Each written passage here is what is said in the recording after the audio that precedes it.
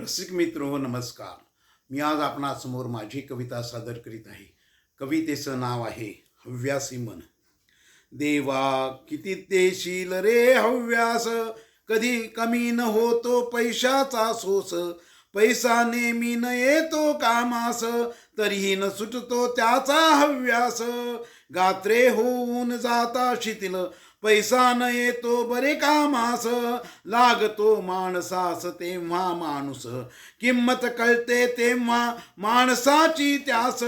म्हणून जगी गोड गोड बोला, सर्वांचा योग्य असा मान राखा.